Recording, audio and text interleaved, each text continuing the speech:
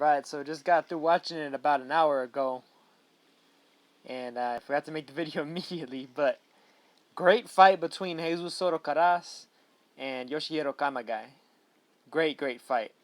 Um, it started out fast and furious. Soto-Karass came out, hitting Kamegai with heavily leveraged 1-2s, and I mean from there it was pretty much trench warfare the entire fight, the entire 10 rounds.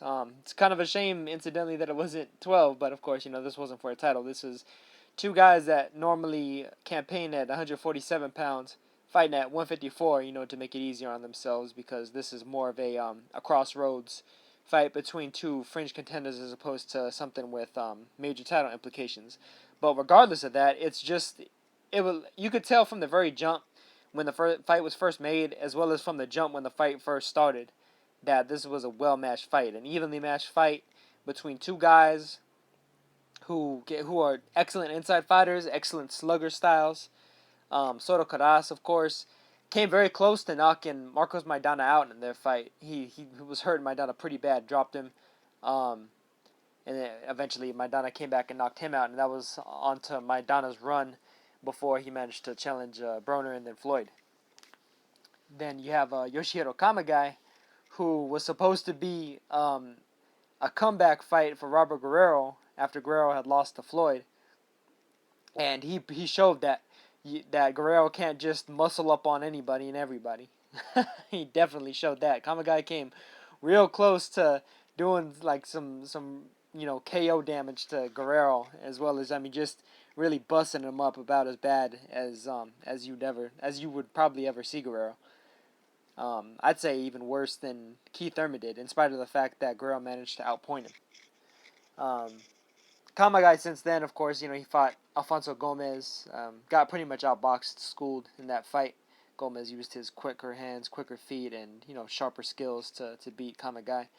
Soto-Karass had a big win against Andre Berto, and he then, of course, got TKO'd by Keith Thurman in what was one of Thurman's big step-up fights. Probably still one of Thurman's toughest fights, to date. And then went on to lose a unanimous decision to Devin Alexander that I personally had really close. I thought that Soto-Karass kind of got screwed in that fight because Soto-Karass was coming on especially good late. And Alexander, he had a lot of problems with SK around that time. And then, of course, Soto-Karass actually fought last year. Was it last year or was it the year before? It was about a year and a half ago. So it was somewhere either in late 2014 or early 2015, where he fought Adrian Granados. Granados beat him in BKB by a decision, and of course Granados went on to knock out Amir Imam in one of the upsets of the year last year. So Soto-Karass versus Kamegai was a great fight on the billing, and a great fight in the action. They were just throwing bombs at each other. Karass was landing repeated overhand rights, was probably his best punch, really. That was the shot that he rocked Kurt Thurman with, probably in the first, about 30 seconds of that fight. Then Kamegai landed a lot of excellent right uppercuts when Karass would dip down over to his left. He was open for the right uppercut from Kamegai, which is probably Kamegai's best punch. That was a shot that he hit Guerrero with repeatedly whenever Guerrero tried to do a little bit of bob and weave and on the inside. And, it was just warfare. Kamegai wound up getting a cut from a clash of heads in the second round. And, it was bleeding pretty badly for a couple rounds there, but they managed to clot it up pretty well. And it didn't seem like it was bothering him to any great degree. And, it was just a great fight. Back and forth. Each round was very close. Very, very close rounds. A lot of them. I'd say probably about 7 or 8 out of the 10 rounds were close. There's probably only a couple that you'd really say were clear either way. There were times where Kamegai seemed to tire a little bit. Soto-Karass would outwork him with nice little quick shoe shines on the inside to the body. And then there were times where Soto-Karass would be a little bit tired, and Kamegai would kind of lunge in with big right hands from the outside and catch him clean. A lot of good shots, a lot of good action, and these are just two fighters that are warriors, man. And it's cool to see them get a bit more respect and publicity than otherwise with regard to their status on in the general hierarchy of boxing rankings. These are two guys who, while not being world champions, are just tough. You gotta be able to beat these guys in order to really say that you're the best. So it eventually came down to the last couple of rounds. It was pretty much an even fight throughout the entire fight. I thought Soto-Karass got off to a nice little bit of a lead early on. I thought Kamegai kind of came on a little bit after a few rounds. Then Soto-Karass kind of surged back again, and they started trading rounds. And basically, the judges wound up having it a draw, 97-93 for, what was that, Soto-Karass, I believe. 90.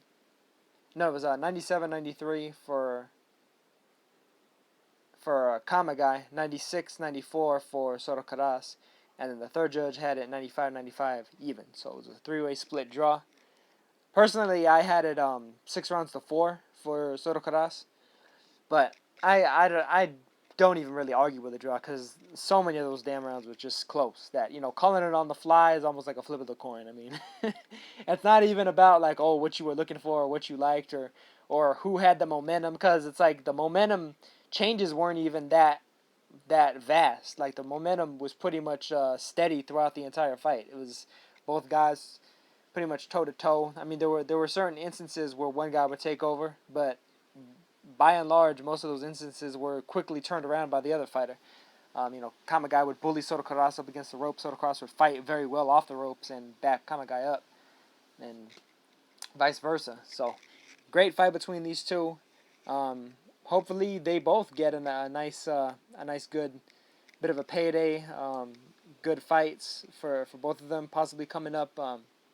I know that what's his name? Frankie Gomez is coming up in a fight against Mauricio Herrera on the Canelo Khan undercard.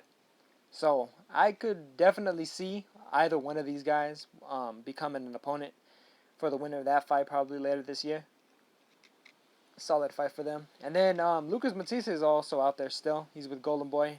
I'm not sure if he may move up to 147. Maybe fight one of these two. I think that would be another barn burner. Excellent fight.